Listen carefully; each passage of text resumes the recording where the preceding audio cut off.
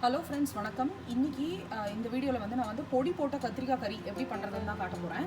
அதுக்கு நான் இங்கே கத்திரிக்காய் எடுத்து வச்சுருக்கேன். கத்திரிக்காய் இந்த மாதிரி ஸ்லைஸ் பண்ணி எடுத்து வச்சு தண்ணியில் போட்டு வச்சுருக்கேன், கருக்காமல் இருக்கணுங்கிறதுக்காக. மற்றபடி தேவையான சாமான்லாம் பார்த்துடலாம்.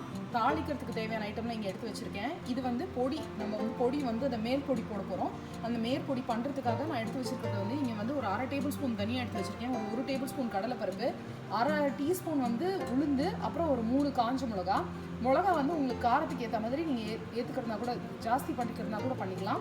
அப்புறம் இங்கே பார்த்தீங்கன்னா கருவேப்பிலை எடுத்து வச்சுருக்கேன். அப்புறம் பெருங்காயம், மஞ்சள் பொடி, உப்பு. இப்போ வாங்க எப்படி பண்ணுறதுன்னு பார்க்கலாம். இங்கே நான் ஒரு வாண்டியில் எண்ணெய் எடுத்து வச்சுருக்கேன். இதில் ஃபஸ்ட்டு வறுத்துக்கு போகிற சாமான்லாம் நான் சேர்த்துட்டு வறுத்து எடுத்துக்க போகிறேன். தனியா, கடலைப்பருப்பு, உளுத்தம்பருப்பு, காஞ்ச மிளகா, கொஞ்சமாக பெருங்காயம் இதில் சேர்த்துக்கிறேன். ஃபஸ்ட்டு கொஞ்சம் வறுத்துக்கலாம். கொஞ்சம் செவந்து வந்தோடனே ஒரு 2 கருவேப்பிலையும் சேர்த்து போட்டுக்கலாம். ஆல்மோஸ்ட் வறுத்தாச்சு. கொஞ்சம் ஸ்லைட்டாக செவக்க ஆரம்பிச்சிருக்கு. இந்த ஸ்டேஜில் நான் சொன்ன மாதிரி தண்ணியில் போட்டு வச்சுருக்கேன். அதுலேருந்து ஒரே ஒரு கருவேப்பிலை மட்டும் வாசனைக்கு சேர்த்துக்கிறேன். உங்களுக்கு கருவேப்பிலை வாசனை ரொம்ப பிடிக்கும் அப்படின்னா நீங்கள் இன்னும் கூட சேர்த்துக்கலாம். கருவேப்பிலை சேர்க்கும் போது நல்லா வாசனையாக இருக்கும். அந்த மேல் பொடி நம்ம அந்த கத்திரிக்காய் போட்ட உடனேவும் வாசனையாக இருக்கும். இப்போது இதை நான் தனியாக ஒரு பிளேட்டில் எடுத்து வச்சு ஆற வச்சுட போகிறேன்.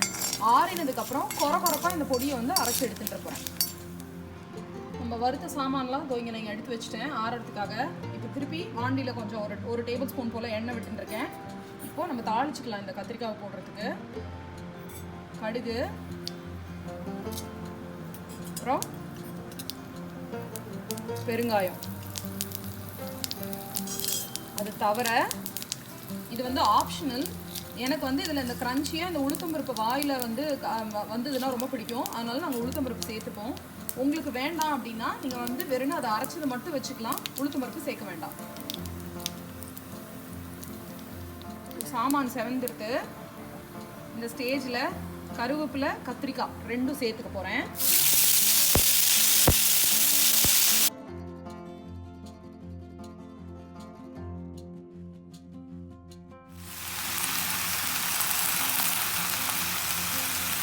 கத்திரிக்காயில் தேவையான மஞ்சள் பொடி அதை சேர்த்துக்க போகிறேன்.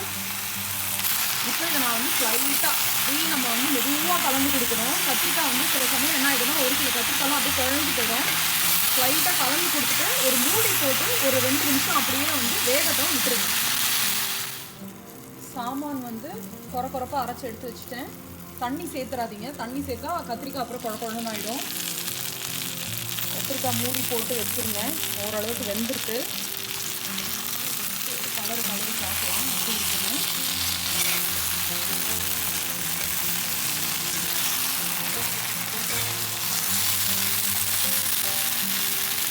இது வரைக்கும் நம்ம கத்திரிக்காய்க்கு உப்பு சேர்க்கலை. இப்போ இந்த கத்திரிக்காய் தேவையான உப்பு நான் சேர்த்துக்கிறேன்.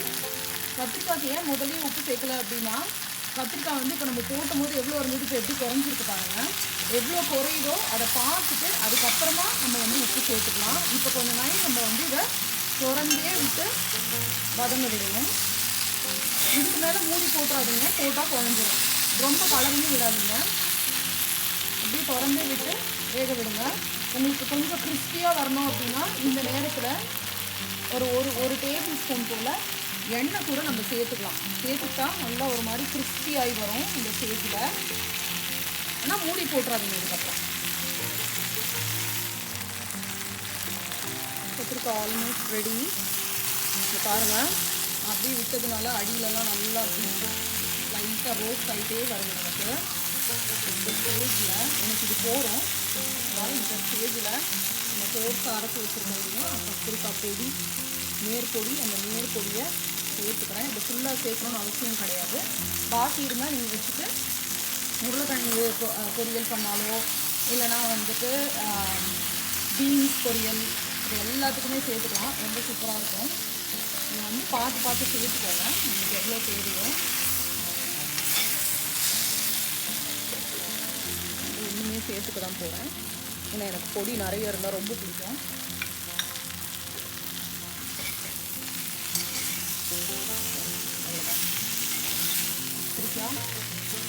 கறி